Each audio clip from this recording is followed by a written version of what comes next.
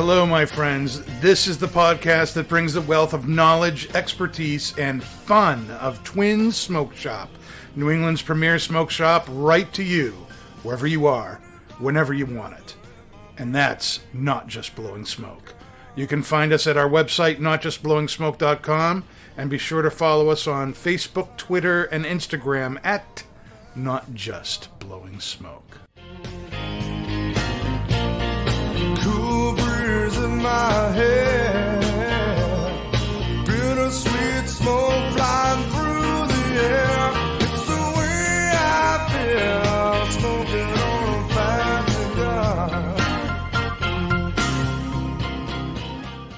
All right, everybody, that was Jeff Pitchell's Fat Cigars that you were just listening to, and that means it's time for Not Just Blowing Smoke, coming at you live from Twin Smoke Shop studio headquarters here in Londonderry, New Hampshire, right in the 724 Lounge.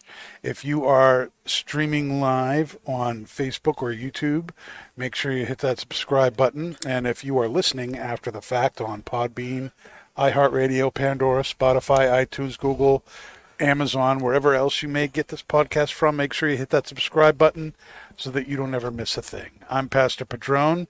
I'm here with my co-hosts, Pat, Dave, and we have these two lovely ladies with us tonight. Debris from the 724 Lounge. Hello. And Tequila Talia. Woo! Who is one of the liquor reps that we work with here at Twins.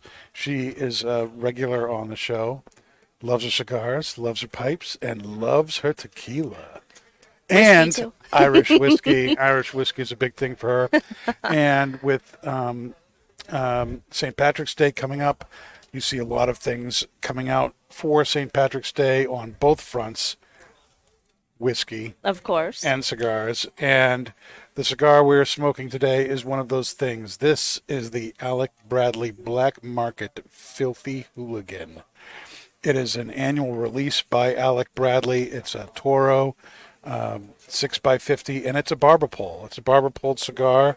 The Barber pole wrapper, which, you know, you can see why they call it the Barber pole, because it's striped like that going down. If you're listening, you're just going to have to take my word for it. There's stripes on the cigar because there's two wrappers, a Nicaraguan Habano, which is a nice dark kind of a medium coffee brown, and a Honduran Candela, which is, you know, a nice kind of green, which is, you know, St. Patrick's Day. Mm-hmm. There you go. Ecuadorian Sumatra binder, Panama and Honduran filler. Panama. You don't see that very often. Panama. And again, it's a 6x50. Talia, what did you brought the drink tonight? You brought the Irish whiskey here. You want to talk a little bit about it? I did, sure. So I brought a special edition of the Redbreast Irish whiskey. So I think we've done the 12-year on the show before. Yes. Yep. So now this is the Lustau edition. So it's non-age Lustau. statement. Lustau. What does Lustau mean? So actually, Anything? it's the Bodega Lustau is a winery in southern Spain. Oh, okay. The bodega. Redbreast has always been known, so it's a So single it's an pot Irish still. whiskey that's named after a Spanish something or other? Well, I mean, you know, if you let me finish my story, no. Oh! Whoa! Tired. So the reason it's called Lustau is just they partnered with the distillery. Yeah. So they're using the distiller, or not the winery rather. Mm-hmm. They're using their Oloroso sherry casks. So Oloroso sherry is supposedly, you know, the finest sherry to come out of Spain. The finest. The finest. That's that in quotes. That's right.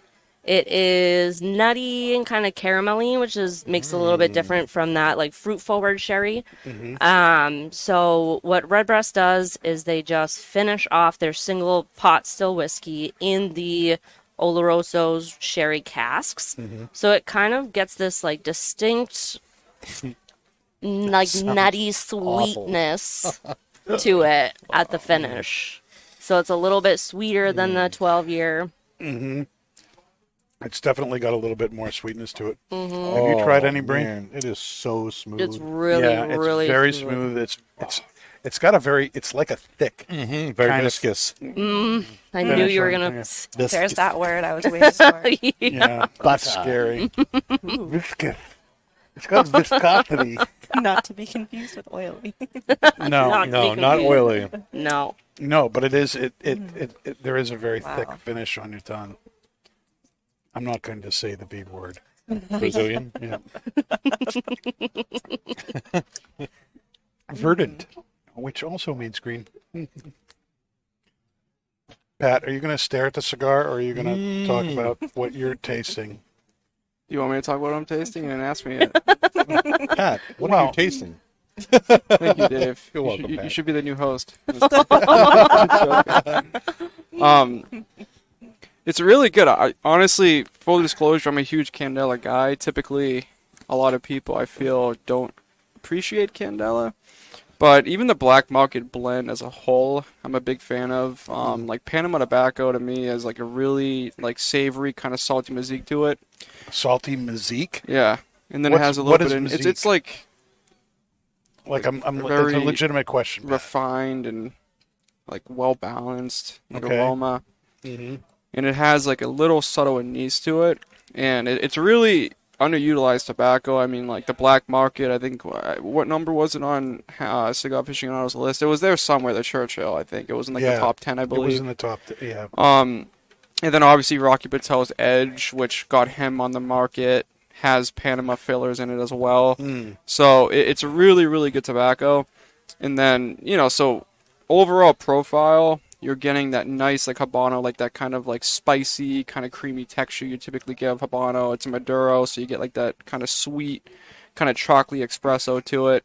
And then the Candela just kind of tops off. Like for me, typically Candela gives me a really grassy kind of doughy profile to it. So, you kind of add, you have like the black market, like kind of the staple flavors you look for in that cigar, and then it just adds a little bit of complexity kind of on your palate, then a little bit on the finish with that kind of grass and that hay. It's only a little bit of the wrapper that you're smoking at a time. So, I mean, next week if we end up smoking the Aladino Candela, I'm sure it's going to be a lot more of a Candela forward cigar, but I think this one's very well balanced, and I'm a big fan of it. We'll have to see about that because the Candela, as far as if I understand it correctly, is a Candela of the African Sumatra, or not the African Sumatra, but the Honduran Sumatra. Honduras, Sumatra, yeah. Yeah. Well, So that's what's gonna be a interesting, very different what's interesting to tastings. me is that the information on this is it is a Honduran Candela, which makes me wonder, where they might be getting their tobacco from and if they're following a similar process. I have no information on that, and to the best of my knowledge, Aladino does not sell its tobacco outside, and they grow almost everything themselves. So I suspect that cigar is going to be its own unique kind of thing. That's why I'm excited for it, Yeah. because it's going to be very unique. Yeah. Bree, what are you picking up on the cigar and the Lustau? Definitely. Oh, I'm enjoying it so far overall. Like I almost didn't even think about what I was picking up because I was just like, this is really good.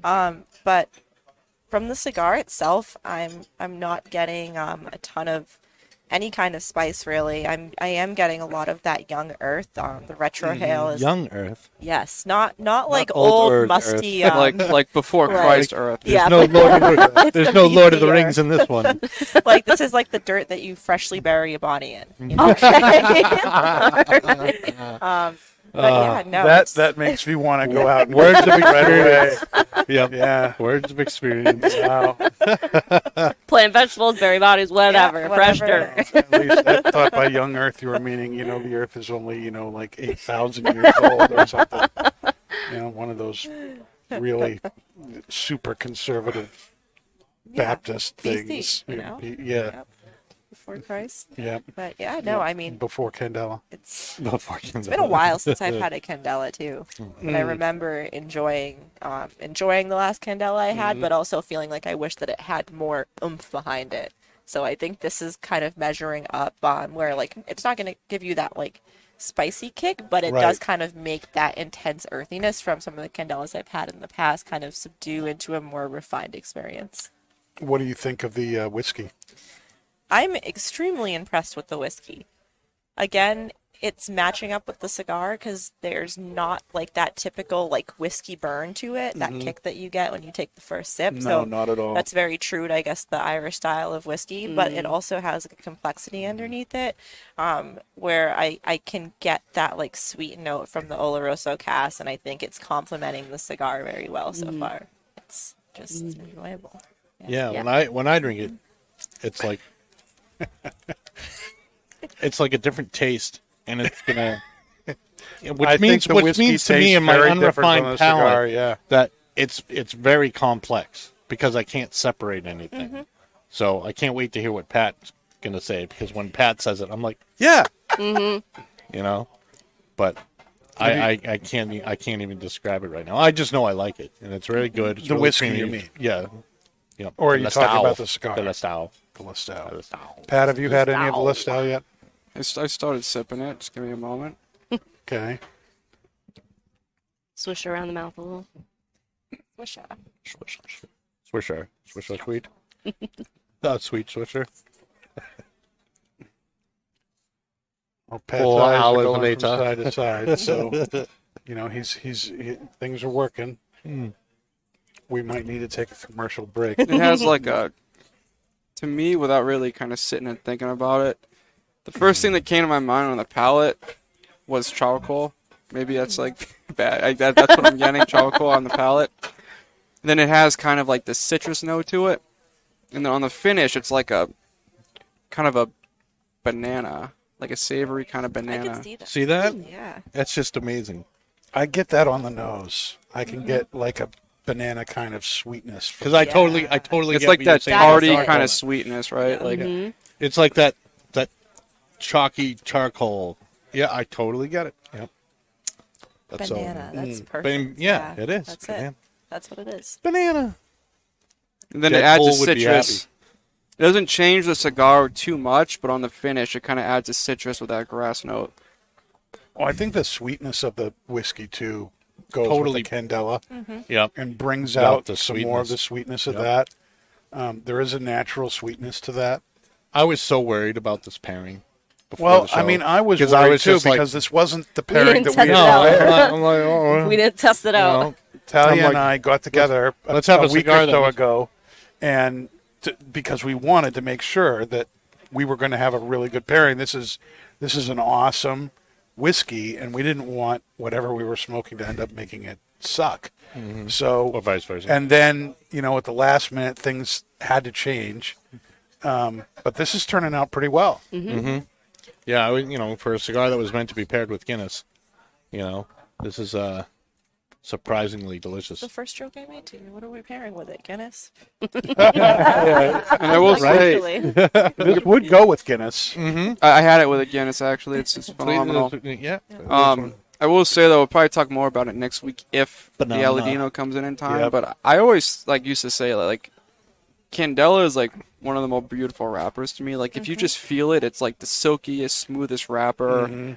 And just the way that it looks, so, no bumps. That's it's because just it smooth, hasn't had the life drained out. Yeah, of it. it's I know the chlorophyll's in there still, it gives it that color, but I always loved how Candela looks, and It looks velvety. the room note to a Candela cigar, it gives you it's weird, it's like hay and then freshly shredded wood. It's weird, it's a really nice room note.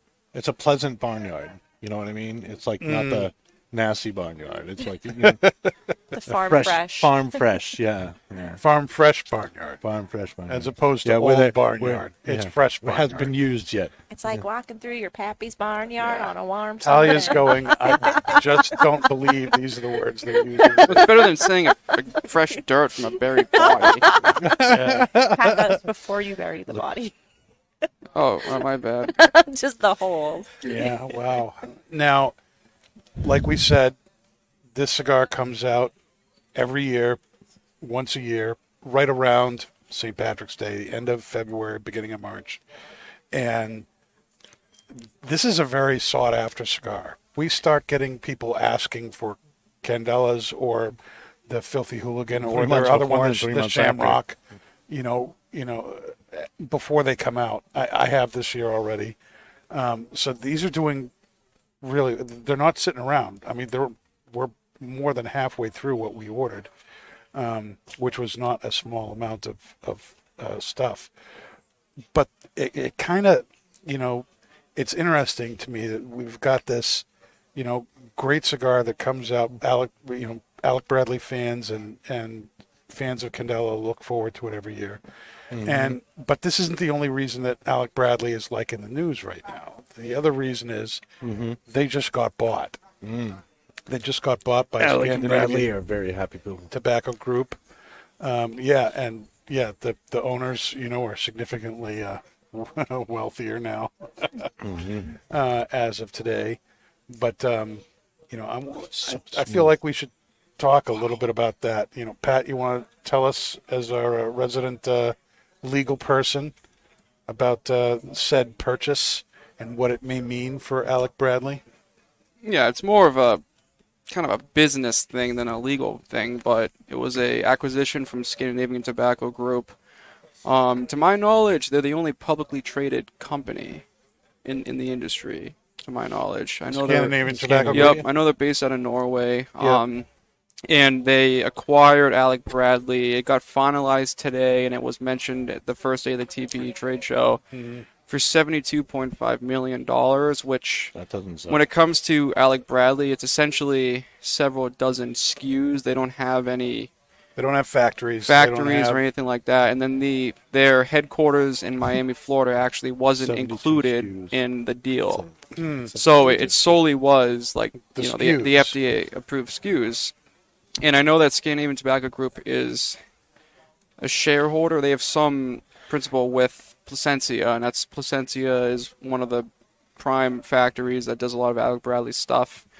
So really, and it's kind of an interesting story with Alec Bradley too, because Alan Rubin is the creator of Alec Bradley, and then he named the company after both of his sons, which then later went into the cigar industry, and he left it was like a cabinet enclosure business, and then he started doing Alec Bradley cigars, and then he brought a gentleman in with him. I forget what his name was. Can we backtrack for a second and What's explain what a cabinet enclosure business? It's like, I think they made cabinets, and if you had like you did something. with literally cabinets. they made okay. So I thought that was like a business terminology. So it's really kind of a unique story that he just made this company without owning any really assets, and he ended up turning it around to a $72.5 million deal.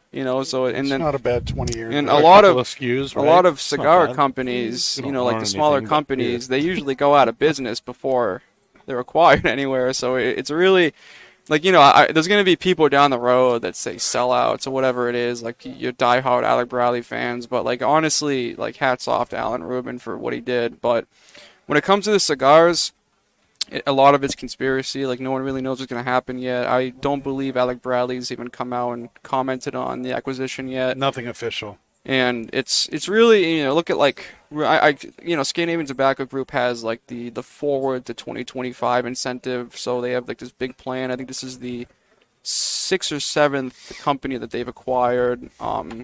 Notably like Peterson Tobacco, Yep. Thompson Cigars. So they've been acquiring a lot, and like a lot of people look at it like they're trying to take over the industry. Whatever. But so Alec Bradley, I think a big part of why they did it was, like under Scandinavian Tobacco, they have General and Forged. I would list off the lines that they represent. Like I know, like Room 101 got acquired in the beginning of or the end of last year, middle of last year, around PCA, I believe. And that's under the Forged banner. So it's kind of a unique kind of business model because you own Forged in general, but they're both competing companies within a company. Right. So you kind of grow yourself that way. And I think getting Alec Bradley is, I don't think General really needs more factories. They just want competitive SKUs. And Alec Bradley, I think it was $20 million in sales last year, or some number around there. So it does fairly well for itself with, Yeah. outsourcing all the work. And I've got the Half Wheel article up, and there's a quote from Scandinavian Tobacco Group. So this is from their official release. It says the acquisition of the Alec Bradley cigar business is another important step toward our ambition of becoming the undisputed and sustainable global leader in cigars, said Niels Fredriksson, who is the STG CEO, in a press release. And then continuing on, quote, through this bolt-on acquisition, we will expand our portfolio of highly regarded premium cigars in the U.S. and international markets, delivering material value to our shareholders. We will also leverage the Alec Bradley portfolio to deliver increased excitement to the handmade cigar category through product innovation and brand activations, benefiting both the cigar enthusiasts and our trade partners. So they are saying they are wanting to be the undisputed global leader in Hand-rolled cigars. hand-rolled cigars. And the interesting thing with Scandinavian Tobacco Group is their business model, their incentive is to increase their shares, right? So most companies, like your traditional family-owned companies, like obviously it's for the profit, it's for the cigars. So here it's like your incentive, it really is the shares. So acquiring Alec Bradley, I'm sure, is an incentive to boost those shares. And again, like, from a business standpoint, it's not a bad idea because you have the means to produce these cigars, and now you're just getting another notable SKU. Like Room 101, for instance, was a notable SKU, and you know, from what I've been experiencing with them and from what I've heard, like they're doing fairly well. You know, Matt Booth is still involved in the industry; he's still a face. I think he's the only brand from Forge that's going to the trade shows. So Bree was just at TPE, so maybe she can attest to that, but. You know, so it's doing fairly well, and I honestly think that Alec Bradley is going to go under the Forged banner because, I mean, under General you have like the Cohibas, the Punches, like you have some pretty big players, so I think it's going to go under Forged and kind of give them that kind of oomph. So, and you know, as a consumer, I honestly don't think there's anything to worry about. The cigars, like they want to make money off of them. I don't think they're going to do anything atrocious to the brands. You know, a lot of the Room 101 diehards swear that something's changed, but it's, to my knowledge, the same tobacco, and Matt Booth's still blending, and it's, you know, so I don't think it's going to be anything detrimental to the brand, but, you know, obviously, you just look at the bigger picture, and it's, you know, like they're consuming all these, and I honestly think before the year is over, they're going to probably acquire another brand, you know, whether it's factories or another just brand like Alec Bradley. I think that they're going to probably do something else, but so it definitely is. Like, I'm curious to see what Alec Bradley says about it, and I'm curious to see kind of what comes forward. You know, like I'm sure the Filthy Hooligan's going to be out next year. Yeah, right. I don't think they're going to. There's a reason why they bought the SKUs to expand. They're not going to just stop it. You know, they know what's making the money. Yeah. So, are we going to debrief debris on the TBE? I think I would be the debris that's doing the debriefing. Just to clarify. Yes. So tell us about your experience. This was the first time exhibiting for 724 there? Yes, it was. I think a lot of the cigar people kind of had a similar feeling about it, where it was definitely exciting. The room felt very full because pretty much with TPE, it's now Total Products Expo. So not only do you have cigar people, but you also have people from the other side of the tobacco industry, which is like, you know, vape products, the new industry that's going towards like CBD and like the more, I'd say, alternative, like hemp and tobacco products that are becoming available and popular. So you kind of run into that on the cigar side. You know, everyone there is familiar with each other, trying to network. You know, you're trying to talk to more retailers and shops, but you're also getting people that are from the other side that are just kind of curious about cigars, curious about, you know, just what's different. And also, you got the people that are just looking to get samples. So it was kind of unique. Hey, man, you got dog walkers. Yes, Kurt was like, Bree, watch all of these sticky fingers. But, did you have to pay a lot of extra money to bring stuff home? Honestly, it all fit into one suitcase. All of the Did you leave your clothes there? I only had to bring one bottle of Herradura, and yeah, that my suitcase was graced. But yeah, no, it was interesting. I think this is definitely a more highly funded trade show just because of that other side. You saw people at the vape booths that had, like promo girls, like face paint, like all of these different eye-catching activities. Promo girls and the face the paint. people watching was phenomenal, I will say. Have you been to big trade shows?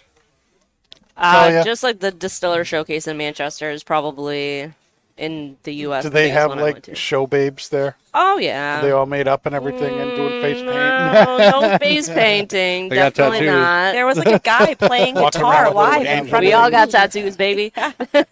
Like literally, he looked like Slash, and he had an electric guitar, and he was standing in front of one of the vape booths, like just playing. Well, you guys went to the Distiller Showcase this year, right? Yeah, yeah. There was like bands this year as well in front of a couple of the booths, and I was like, "What is It was happening?" interesting. Like like this was a completely different animal, though. Still, Oh, like, this I can wasn't only like imagine, any yeah. trade show I'd ever been to before. Like, because you're combining like almost like Several half of different PCA industries, with- really. It's open to the Yeah. public too, right? Kind of complicated.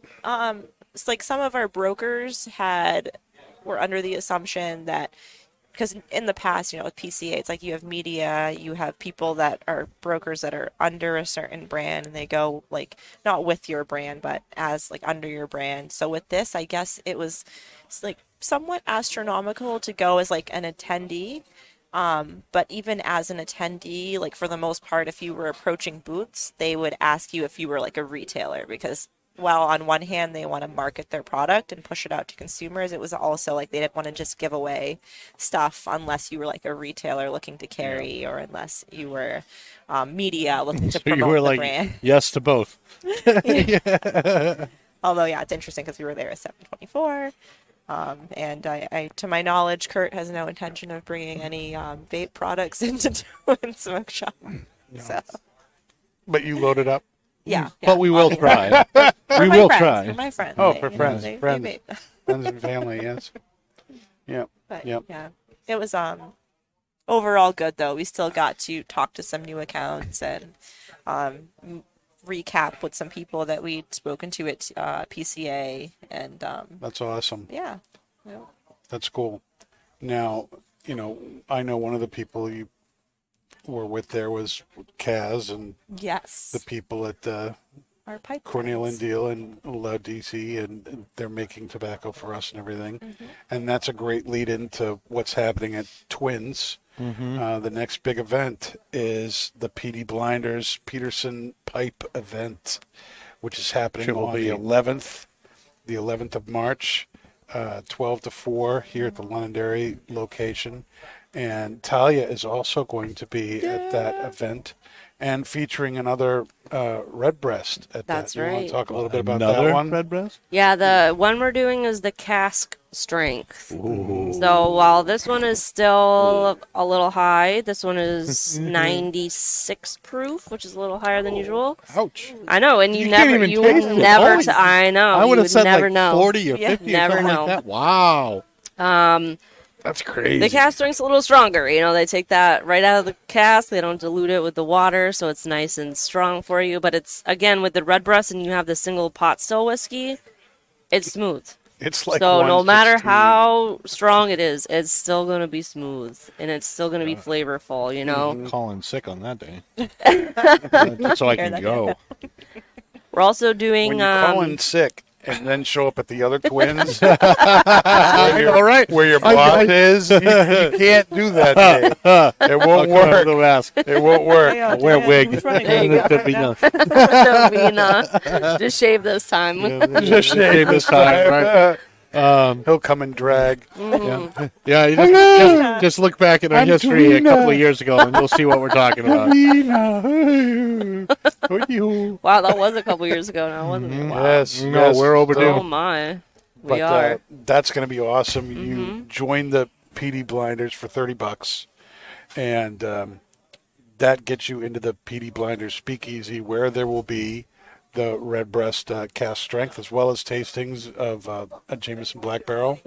There's also going to be Jameson Stout cask to make Irish coffees with, which is fantastic. And What there's day going is to this? be It's Saturday. It's Saturday, March 11th. Oh yeah, I'm when I'm working. Yep. When you're working, exactly. We do these on purpose. Oh. And then there'll be we'll be able to pair that with Brown Irish and Black Irish X and Whiskey Twist. And Kaz has Red Eye also on Sunday. sent along some Nutty Irishman and some other Irish themed tobaccos. So there's going to be like 6 different tobaccos you can choose to pair with these things, and it's going to be awesome. And then this is obviously it's kind of a play off of the Peaky Blinders, so everyone's coming dressed up with their flat caps and suits and whatever, and there'll be prizes for the best dressed, the most green, and for the best flat cap. And that's going to be a lot of fun. Did we talk to Kaz about dressing up as a leprechaun yet?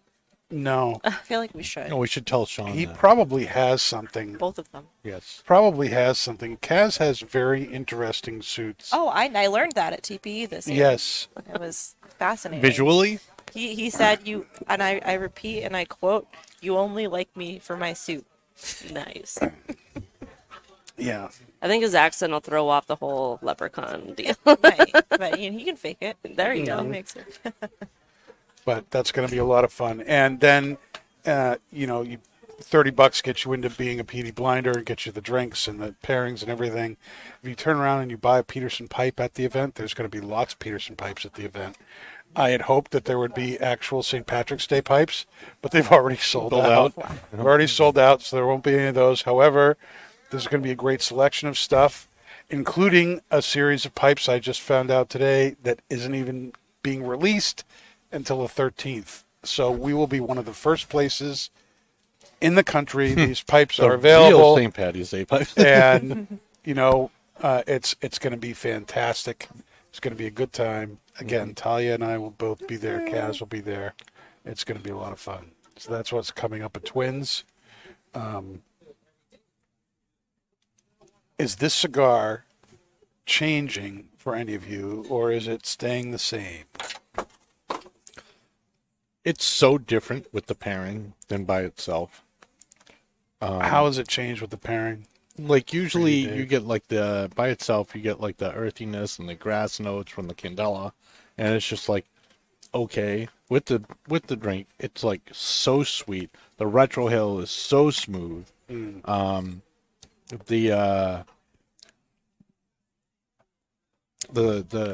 Yes. grassy notes are more citrusy instead of grassy, and I feel like the pairing with the redbreast is just amazing. It's so good. Do you concur? This is honestly one of my favorite pairings of the year already. Really?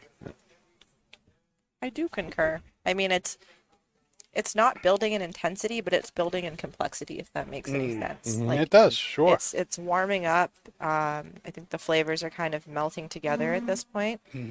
And it's creating this like this sweeter room note almost. And I'd say like what's consistent is how it's interacting with the whiskey. They're both blending together really well. Like Yeah. the earth is changing from more of that young earth that we talked about. More of You that know, maybe, freshly tilled, get ready for grave robbing earth. Yeah. Grave robbed 5,000 years ago, Earth. Egyptian Earth. You know, Egyptian. Yeah, sprinkle some of those citrus seeds into the soil. Pat, how about you? Is the cigar changing for you? Is the pairing really ramping things up? I think before you had said it really wasn't affecting the cigar for you that much. Yeah, I mean the cigar itself, from my experience smoking it, it's a pretty consistent cigar, which is a good thing. It doesn't have many transitions, but it's a very solid profile. Like the back third of it doesn't heat up too much. I do think the Candela speaks a little bit more on the back third, but the drink to me is bringing out more of the Candela. And thank you. Oh, of course. I saw we needed some refills. So like Hello. and when I said charcoal, it's not a bad thing. It's like No. this I earthy, think- It was a perfect kind of description. chalky, kind of profile to it, and then like when it mixes with a cigar, it's a Honduran Candela, so I wish more companies disclose what the actual Candela was. So it's typically Honduran tobacco has more of a raw earth kind of flavor. That's why a lot of people say you either hate or love Honduran tobacco. So that kind of Candela gritty, tobacco. well, Honduran. So Candela is another mix on it, but Honduran at its core is very raw earth. So when you make that a Candela, you have that earth, that grass, that little bit of citrus. So You got it. the red breast is bringing that forward, but like that kind of charcoal earthy note, I think, really complementing the Honduran tobacco, and then obviously that's the Candela. So that's bringing that forward on my palate. So even though this is like a black market cigar with the Candela on it, it seems like the Candela is kind of the focal point of the blend with the red breast. So long answer to the short question. That's what she said. That's not me. That's often what she said in my book. They always give long answers to the question there. So my question would be, we were talking earlier about how this is like every year we're asked about this cigar and other, green type cigars. Like, is that because people like Candela and it's the only excuse during the year they can get them? Or is it merely a gimmick and it looks good for Guinness pairings and pictures and all that? I feel like you could ask the same about any Barber poll too, right? In a sense. Yeah, but even like I bet when the Aladinos come in, that's going to be a big. It's going to whether or not it's going to be a shocker. But if the cigar is good or bad, but it's going to be something that pushes because it's St. Patrick's Day, and then after the fact, if it's a good cigar, it's going to keep going, obviously. But I think in this time of year, a lot of people are looking for that Candela for St. Patrick's Day. So I'm curious people if are you just guys looking think. for green. They don't even. Think Well, that's they're what I'm looking for saying. Candela. They're just So they're going to be like, wow. So I'm curious if there's actually a market for Candela and people are like buying them because they finally can get it, or if it's just merely an aesthetic thing. I would say that probably like pull it out of my butt here and say like majority of cigar smokers just don't even know what Candela is. Because like from the Alec Bradley advertisement, like their marketing for the Dirty Hooligan, like every year they make sure they put the year on the box. It's like the box itself is a collection piece, right? Like every year you want to get that box, and then like the Shamrock, which is a triple Barber pole, which is the other offering Alec Bradley does this time of year, is a 10 count box, and that's historically the cigar people are looking for is the Shamrock, and then the black market's another twist on the Candela, and it's a 25 count box. It's a 20 count box. 20 count box. Yep. But they're both yeared, so the marketing for it is more of a collector's thing as well. So I'm curious if people are buying this cigar because it's this collector's thing every year, like diehard Alec Bradley guys, or if it's because they actually enjoy Candela. Yeah, it's really interesting. There are Candelas that are permanently out on the market. Illusione makes a Candela 888. Fuente does. Fuente makes their Candela 858 on a regular basis. Routinely, Roma Craft produces the Fomorian somewhere in the fall, and that is also a straight Candela cigar. And then Espinosa's doing the Wasabi, Candela Lancero. I think Aladino is going to help bring out the Candela as as more of like a I don't know. I feel like the market for Candela is kind of like negative, and I feel like if the Aladino does well, it's going to bring out more for everybody else. Yeah. Back in the 60s and 70s, Candela was huge. It was what was smoked by everybody. JFK, what he smoked, you can't really tell because all the pictures are black and white. Right. But they were Candela cigars. And you've all heard of English Market Selection, right? EMS. Yep. Which is the Connecticut brand stuff. When Candela was hot in the 60s and 70s, it was American Market Selection. That's what was huge in the American market was the Candela. Wow. And so you have the the AMS and the EMS. We're bringing Candela back. You know, Yeah. and the Maduro. Yeah. Yeah. Don't scroll the wheel. Scroll the big, the little thing underneath the wheel. My Scroll thumbs the are big fat. wheel. My Your thumbs are fat. That's what you said. You've got fat Is thumbs. it? I do. Look at that. Wow. See? He's like, the OG Pastor Padron. caveman. Don't making feel fire. bad, Brie. Every time he makes me use that lighter, I'm like, The can you just struggle do it is for on. me? Like, come on. Why can't That's you why I just like push a carrying button? it. You know, it's like, why isn't there a torch? My God. Is it wrong to say, like, I kind of feel like the Candela is almost like the Lancero of, like, tobaccos. Yeah, Like- see, yeah. I totally agree with that statement. No, it's a weird Absolutely. thing is like typically, and it even goes through a marketing thing too. Like I know like when Steve Saka made the Sin Compromiso, a big critique was he had a green band on it. Mm-hmm. You know, because for whatever reason, when you correlate tobacco, green is, well, I know the reason why, but green's a negative thing because typically that's Yeah, under people see fermented green tobacco. spots, you know, it's like, Yeah, "Oh, so that's you know, ugly." and that's just the chlorophyll. You know, it's a sign of improper fermentation. So green's a pretty negative thing in the industry today. But it's, you know, to Dan's point, green used to be everything back then. You know, like Right. everyone was looking for green, like the Candelas, and nowadays it's like you could have a little green spot on like a, you know, Connecticut shade cigar, and it's like, People oh, this freak company out. sucks. Yeah, like, this Yeah. wasn't fermented correctly. But if you talk to the people who like, you know, blend them, they'd be looking for those cigars to smoke because that's going to add like, you know, they love those. And then like I typically, love those. and I think the unfortunate thing onions, today with me, green again, spots. like So it's tastes Well, very. who said that? I have no idea. It was either Saka or it was Green spots? who was like excited to smoke those kind of cigars when like he doesn't look at them as imperfections. I think it might have even been I know Carlito Perdomo. Fuentes commented on it.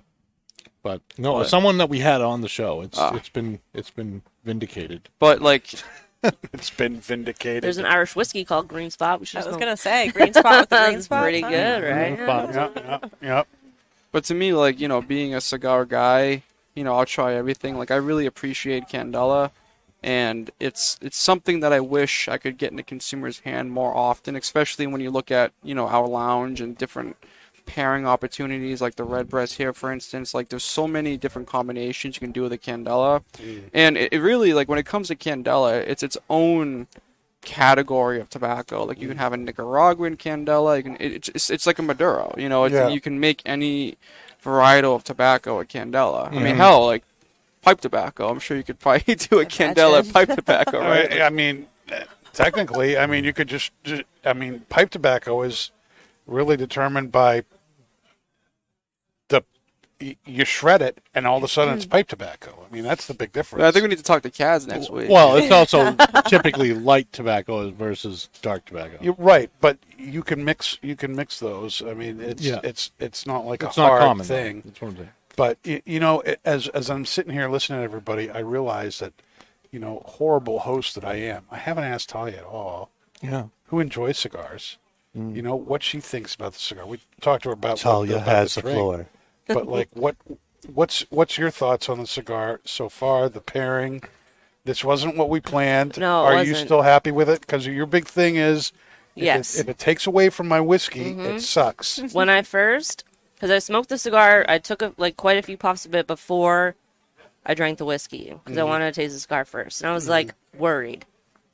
'Cause I was tasting the cigar and I'm worried. I'm like, oh no, like I feel like some of the flavors might match up to like it might be the spice and the spice, like it might be a little. Because you know me, I like things to be a little more contradictory with my flavors, like sweet and spice. Sweet spice. So I was a little bit Spicy, worried. sweetie. I'm not gonna lie. But when I started drinking the whiskey, it mellowed out the cigar while keeping the flavor. And then it brought out, which is funny, because I don't really usually care about tasting notes, but sometimes I like to read up on it so that I can see what you're supposed to pick up from it. And I saw licorice as part of the tasting note, and I was like, I've never once tasted licorice in this whiskey ever. But now I almost get a little hint of it with smoking the cigar. Now so that you it's say funny. that, I'm like getting it. It's funny that what a cigar can bring out in a whiskey and vice versa. hate So licorice. I know, I do too, but it's not like I'm drinking ouzo right now. You know what I mean? know, It's just right? like that teeny tiny little like hint of it, and I'll it go does with not banana. bother I'm me. happy with banana. I know. I don't know. It's funny. I might be the only one who's not. Bananas like nope for me, but I do enjoy it. So I was pleasantly surprised because at first I was a little bit worried. Yeah, I think the pairing's been great. I do. To be honest, It made me like the cigar a hell of a lot more. No, like Yeah. for real. I don't know. Like I'm saying, the pairing is freaking on Yeah. point. And it It's didn't on take away from No. the whiskey for me. So That's awesome. you know, I mean, the do you- irony is do you nobody guys- can take credit for it because it was all done blind. Yeah. Do you guys think that Candela is something on the market? I mean, I know Hooks had, it was like a year ago, but you guys had the Fuente 858 858. Candelas. Like, how did those do? They eventually sold, and but it was a slow moving thing.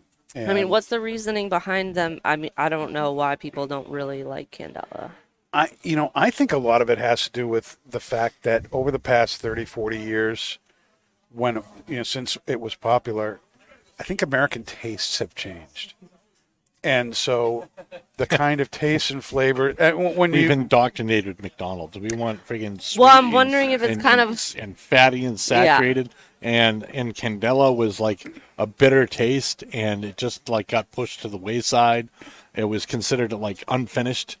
well, there so was it's- a problem. If I if I remember right from talking disease. to Julio Aroa, there was like a blue mold that kind of wiped out several crops of what was used for Candela. It was And too so much of a risk, yeah. And it became too much of a risk, and so they went to making the Connecticut Shade, which has now dominated the market.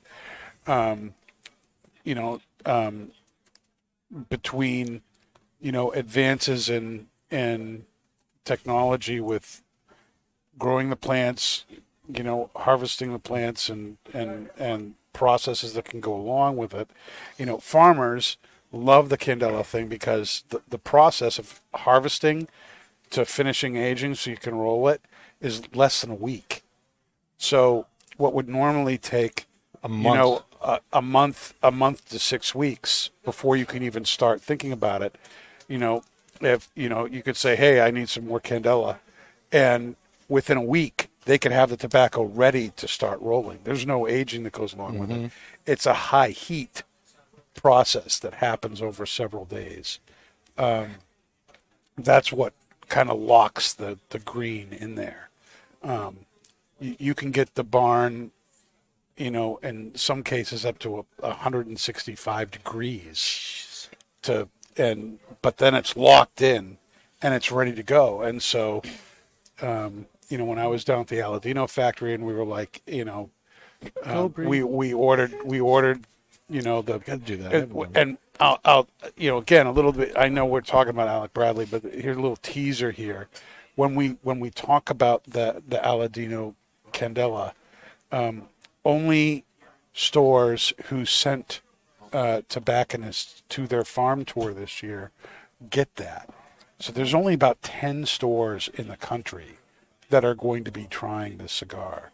And so we're kind of the test market for it. And, one of the questions was, what if we need more? And Julio was like, well, it's only about 72 hours to finish the process. I'll get you some. It'll take about 2 weeks from start to finish and get it to your store. So, but that's a huge turnaround. And so farmers love that, that there's not this big aging process that goes along with things. So, So I guess, I kind of asked the question because is it people think because it's not, say, aged as long that it's not as high quality? Because we had this conversation last week with Scotch yes. where, just because it's a higher age statement doesn't mean you're going to like it more. Oceans kind of proved that, right? Ocean or even because Oceans is only... That's a little bit different because they got the hyper aging on the Well, that's tip. what I mean, hyper aging. Right. So But all they did was move the barrel. You know, Who'd have thought that if Moved you it moved in the an barrel, environment, right. you would have the Agitating liquor the- contact Yes. more with the wood. I wonder what would happen if they took a barrel of whiskey. And just put it on like a vibrator. Put or it. something. All right, Dave. Let's make it more rational. A shaker. Like a paint shaker thing. Yeah. And just like shook it on one of those paint mixers for a week. Would you have like the equivalent of like 12-year-old booze on there? After I mean, yeah, probably. that? So I don't want to hear about I think- vibrating. I'm gonna till you bring make it it. back Sure. a little bit here. I'm gonna bring it we back can a little we bit. can twerk it. I'm Oh, gonna take a step out of Spencer's Talia and go down the hall. never sitting So- next to you again. Ever. So, You're welcome. is the seat vibrating over there? I don't know what's happening over here. So I guess Gyrating. my comparison to Dave have his in my little wee opinion vibe going over there. Hey now. to Candela when it comes to spirits would be like, when I first started drinking scotch, I found that I liked the peat. So I started drinking Wee Beastie Ogbeg, which is a 5-year age scotch, opposed to their core line. Yeah. A bad hangover. Little killed wee that. beastie. But I was a huge fan of Wee Beastie, and it's a 5-year age scotch opposed to the Ogbeg core line, which is 10-year age. Yeah. So it's still very peaty, but the 10 year is a little bit more, subsided. Wee beady. So I think that's kind of the thing with Candela, as people look at it, it's more bitter and aggressive, I think people would say, where like the Wee Beastie again is more bitter and aggressive. It has more of those like smoky leather kind of notes to it. So, and the thing is, when you look at like the Cigar Geek, the tobacconist stuff, like, you go back to the Baconist. flavor profile on what people look for when they're blending a cigar, and you have like sweet, sour, salty, spicy, and then the fourth, flavor in your palate's kind of a mix of all of them, and it's called umami, which is savory. Like when, like the 858 Fuente Candela, I think is a phenomenal cigar because, the Candela itself is going to bring that bitterness to it. And historically, Dominican tobacco is more of like a sweet, leather, salty tobacco. So, leather can be categorized a little bit as kind of bitter umami. But, Dominican tobacco typically doesn't have bitterness to it. So when you put a Candela cigar wrapper in a Dominican, blended cigar, it hits that umami stage for me. And that cigar was just completely perfect. Like, it had that nice sweetness to it, and then it had like that nice kind of like grassy kind of bitterness to it. It was a very well blended cigar, and I think that a Candela cigar can really be utilized in today's market to hit that. But I think when it comes to the consumer end of things, You think they You- just you need run to be in- educated about it? well, and that's the thing. I guess that's why, like, Imagine it- I think Aladino is doing exactly what needs to be done for Candela, because you had tobacconists go to their farm and learn about the product and see it. I'm Right. sure you guys witnessed how they made it, or at Yep. least the process behind it. You know what I'd like to So, see? what better people No. to push this kind of test product than people that were actually there and educated about it? So, I'm curious to see how Aladino pulls this off, because like, I really think there is. I mean, clearly there used to be a market for Candela, and now, Connecticut Shades kind of dominated that. But when it comes to, like the big things a consumer looks for is a lot of them, for the most part, looks for price point. That's the first thing. The price tag is the first thing they look at. Like, if they want to spend $10, you could show them anything more than 10. They're not going to even look at what the cigar is. They see the price tag, and then it's going to be the aesthetics of it, and then ultimately it's going to be the profile, right? So when you have a Candela cigar, typically it's going to be a cheaper wrapper because it doesn't have that hands-on, long aging process. And then aesthetically, that's where you kind of have to have a tobacconist there for you, because this is How sweet green. is Like, that? Right. why is it green? Right, and then the flavor, which I think for the most part, a Candela cigar that's well blended is going to deliver on that front. So I think it's going to look good for step one, having the price point. Step two is going to be that educated tobacconist kind of guiding them through what this cigar is and why you should try it. And I think the cigar, like I say, most of the time is going to speak for itself, and then they're going to enjoy it. So I really do like what Aladino's doing with how they're introducing this to the market. Now, let me break off from that for just a second, because a number of us have smoked Smoke the glasses. glass, right? How, Oh my my God. God, Pat, how do it. amazing Do is it. that? Now, here's the Smoke. thing. Here's the thing I want to say. As I'm looking at the smoke, as I'm swirling it around, I need to know if people back me up or if I'm just like old and Blowing colorblind, just blowing smoke. It looked to me like there was like almost like a greenish tinge to it. I don't know about that. Yellowish, maybe? It was not normal. It wasn't the normal kind of coloring going on, but there was this Wow, I yellowish, didn't notice Almost that. like an amber, like So, hue. Dan, are you saying it looks like the color of your beard? Oh, wow. Well, you know, jeez. I do live in the estrogen palace. It's gotten white a lot faster than the rest of it. But like as I'm doing this again, you know, it does have this kind of odd color to To me, it like when you different, turn yeah. the glass when the smoke's in, if you look at the rim, like when the light hits it, You there's look a at the kind of a rim job? green Yeah, shade it to It is. does, right? Yep. It's not see just that. me. No, it is not just you. And you know, but the smoking the glass and you take the sip of it, Oh my it's God. amazing. It's right? like straight up honey. Right? It It's is- hyper sweet, right? But Yeah. like not in a not in a negative desserty, way. No, bad way. Yeah. No. It's freaking amazing. Oh my Like gosh. wow. wow. But Wowzers. it's strange to Wow. me that the color of the That tobacco color, yeah, that was neat. is actually, you know, there's this light. It's not Like a super tinge. obvious, but it's the Very smoke has this very slight greenish tinge to Mm-hmm. it, and it's very interesting. My keyboard. Sorry, what No, you that were saying was was cool. great, Pat, but I had to say something That is- before it got away from me. That's perfect because we were about to say, like, smoke the glass. Like, are we just crazy over here? Did it really change the flavor profile? How of did it do everything? it for you? Did it change it? It did. How so? I mean, like, This is right off one the of those bat, it's verbal interesting. podcasts, so- Because, no, I don't use words. Yeah, she just buried words. Yeah. So Who's for those next? of you who are just Who's listening, you just missed everything. Wow! Oh my God, Bree, you're coming back. It is kind of weird, though, because just like the pairing, you have that, like, at first you don't even think about it. You're like, this is just enjoyable. It is what it is.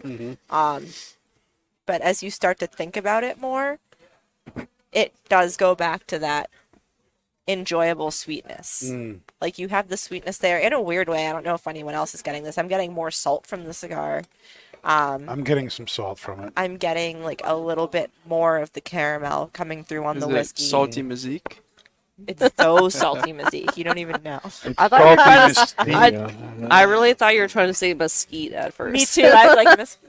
I was like, he doesn't mean He was trying to say viscous. This is- no, it really is unbelievable though. That is, flavor yeah. of that whiskey when When you smoke you the glass, smoke it. it really does make a difference. On that note, though, I kind of had another Oh, okay. I question wish I had my slash phone. That's- observation. I wish I had Kind a of picture. All right, going- now that's very artificially green, Dave. Yeah, I was gonna say, that's like It still cheating. looks cool.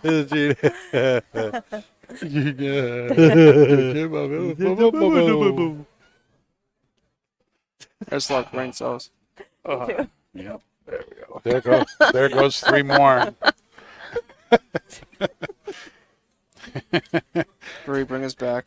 Yeah. So anyway, going back to the whole Candela topic and marketing, just because of something that I observed being at TPE, going back into like the marketing of certain things. You know how with Jefferson's, it's like, oh, it was aged on a ship, it was this, it was that. Like this was aged for 10 years, and this cask, that cask. This tobacco was aged for however long.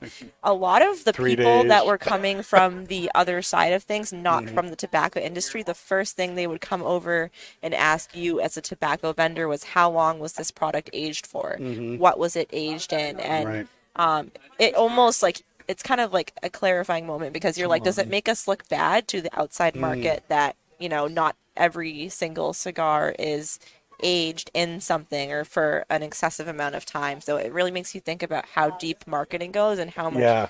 how long something is aged for, whether it's a cigar or a whiskey, really plays into the actual product versus how much of it is just marketing. Perception. Perception. Yeah. But I would say that was an important takeaway, just realizing that a lot of outside consumers do look at that stuff when they're thinking about taking your product in. Yeah. Yeah, man. The thing with what makes a good cigar is it's not only the wrapper. You know, like I think Correct. the wrappers definitely the most expensive part of the blend, but like, the cigars that really speak to me are ones that are very consistent and, like there's so many, I'll take Connecticut shades on the market, but, you can smoke, 5 different Connecticut shades and there's going to be a favorite there. And the difference between that's going to be what's in the cigar. And that's why, for me, I mean, I had conversations with people this past couple weeks. I'm not going to say their names on the show, but, about the current market with a lot of Nicaraguan cigars. And typically, you go through fermentation, whether it's first, second, or sometimes third fermentation. And then once a cigar is being rolled, like it sits in the aging room for maybe 1 or 2 weeks, and then it gets shipped right out. Like there's not a whole lot of post-fermentation aging going on in the market right now. With and there's exceptions. There are exceptions, to that too. yeah, But like a lot of the high-demand cigars are just getting pushed out, right? So that's why, like when it comes to like Candela, to me, it's a lot of it really is the care that's being put into the filler tobaccos. And, like consumers come and, they'll say, in your case, like how long has it been aged for? It matters to an extent, but I think like 3 manufacturers can take the same leaf of tobacco and they all ferment it differently. It's going to taste different. The same tobacco is going to taste different. So the fermentation process to me is really that sexy kind of like, this is what like our expression as tobacco is going to be. Right, then the aging is, cigars, obviously cigars, they age and they get different. Some people prefer that. Me, I like to get like assaulted by my cigar. I like to be nice and spicy. So it's all very subjective. But, for the most part, like the aging process Like a Kizik commercial or is... something. You're not feeling assaulted? Yeah, the aging process needs to be like the secondary icing on the- priority. the Like icing on the the icing cake. on the cake. The difference between like a core line cigar and maybe if you want to put out like a $20 cigar or is like a top shelf cigar, but routinely for most consumers, it's going to be like what that everyday smoke is, right? So it's going to be those cigars that fit in that category of very good fermentation. They roll a cigar, they keep it on the shelf maybe 2 weeks, and they ship it out immediately. That's going to be your average consumer. So that's why I think the Candela could be utilized more, because if you have good filler, again, like my 858 Fuente example, like if you have really well-blended filler tobaccos and a nice binder that helps it combust properly, because again, Candela to me, it's as delicate as your shade wrappers. And if it burns the proper way, I think it's going to be it's going to have a spot in the market because it's going to be cheaper, it's going to be a consistent cigar and a good cigar. So, like, from Bree's example of TPA and the aging, like, that's just one, again, like, I always, like, bring it back to the B&Ms. Like, that's why I think, like, the headliner in the industry is a B&M because, you can go online and buy something. It's kind of you're just shooting for the moon, and if you like it, whatever. But in a B&M, like you have an educated tobacconist that can tell you these things, and then you try things that you would never try before, and then that's when you decide whether or not you like it, which for the most part, I think from my experience here at Twins, it's typically they like it because we don't misguide people based on what they tell us. Right. But that, and again, like echoing Aladino, like that's why, like as a Candela fan, I love how Aladino's executing it because they brought people that cared enough to go to the factory and learn about their product. And like, who better than they're all B&Ms? Yeah, they're all B&Ms. Yep. Who like, this is something that if you release this thing online, unless you discounted the ever living hell out of it, you're not going to sell it. Right. But if you have these 10 selected people that went to the factory, I guarantee you this is going to be a successful cigar, 100%. I haven't even smoked it yet, but I'm just the way they're executing it. Well, I can't wait for you to smoke it back because I smoked it at the factory. Freaking awesome. But one more comment that I'll say about Candela is I do want to try the wasabi cigar because that's a Lancero Candela. Yes. I've never had. Lanceros, I'm so excited. I have never had a Candela Lancero. I think Tachiwahe make one? not. I mean, they may have. I don't know. Call this of it. wasabi. It's called the wasabi. It's made by Epinosa, and honestly, like I It's like really the perfect name for like. it. I want to try it so bad because Right. you get I all hope that it's wrapper. spicy. Like it's like love So wasabi. I'm sidetracking now, but like I love Candela, and I hope that Aladino kind of sets the foundation for it to be introduced back to the market. It'd be cool to do like a Candela challenge here, or if we can get in like Candela almost every challenge. Candela that's currently on the market, create like some kind of pack for it, Candela pack. and The C pack. The Green Monster Pack. Yeah, we can totally Bostonize this. Yeah. Just can't advertise it. already talking about it. All right, Call so it the Grouchy pack. what's our final thoughts here on the Alec Bradley cigar here? The Filthy Hooligan, Black Market Filthy Hooligan by Alec Bradley. It's going fast. It's going. Yeah. It's going. Are you glad you smoked it, Bree? I want another one, honestly. I'm Okay, gonna go good. upstairs and buy like 3 more tomorrow. Yeah, very good. With some more Lustau. Yeah. Pat, Yeah, it's a really like the black market in general is a good cigar. Again, that Panama tobacco and the filler, like like the Edge uses it. Like I love that tobacco, and obviously, if you want to go based on cigar aficionado, apparently a lot of people love the black market. But it's one of those staple blends in the industry. It's a good cigar, and then you put the Candela Barber pole on it, and then me being a Candela guy, it just introduces a lot more nuances to the blend. So it's honestly a great cigar. I don't think it's just like a once a year. It's green, take a picture with it, and go do what you're doing with it. Yeah. But it's definitely worth trying. It's a little bit different, and then the glory of having a Barber pole is that you're not going to get all Candela, so you can kind of introduce Smoke it with a yourself. Shamrock Shake. You can introduce yourself to the wrapper and then taste Candela and then see whether or not it's for you. So it's a good introduction cigar in a Candela. Talia. Yeah. I'm very much enjoying it. The flavors are still strong, but it's really, really, really smooth. Like, it's not bothering me when I'm drinking the whiskey. It's not giving me that funky burn in the back of the throat where I can't taste the whiskey for a minute. It's just, it's pairing perfectly. And kind of to build off what Pat was saying about liquor, Irish whiskey is not just for March, everybody. Year round. All right? It's St. like, Patty's Day every day. yeah, you know what I mean? When you, a nice, especially the red breast, which is that single pot still, it's that real high quality, it's really smooth. I mean, you know me, I'm an Irish whiskey girl. I don't do the bourbons for much, but you don't just have to drink it around this time of year. It's a good year-round kind of drink, and it's pairing beautifully with the cigar. So I think if you bring Middleton with you every time, we can drink Irish whiskey. Ooh, Middleton, I know. Honestly, I would drink Redbreast over Middleton. I would. Have we even done Middleton? Yeah, we did it Yeah. at the PD Blinders last year. Oh, well, I see, don't know if we that's did it not on where the I show. am. So, no. Have we done it on the We show? have not done it. No. No, we have boy. not done Middleton. Ooh. The pressure's on. Next time. Yep, next time. Next week. Day of Blowing Smoke. No, I'm blown away. This is definitely my favorite pairing. What do you think of the cigar? I already said it. I'm saying it again. I repeat what I say. Vibrator. No. No. Keep your good vibrations to yourself. Side note, on that comment, do you know that this is completely side note, but the Blackened whiskey is actually, they play Metallica music when it's Yeah. in the barrels. Yeah. Yep. Yeah. That's what makes it special. Yeah. I thought that was interesting. Not the aging, it's the Yep. music, it's the playing. Baby. It vibrates the barrel and makes it all touch the wood. Yeah, baby, So it yeah. hyper ages. Yes. This one goes to 11.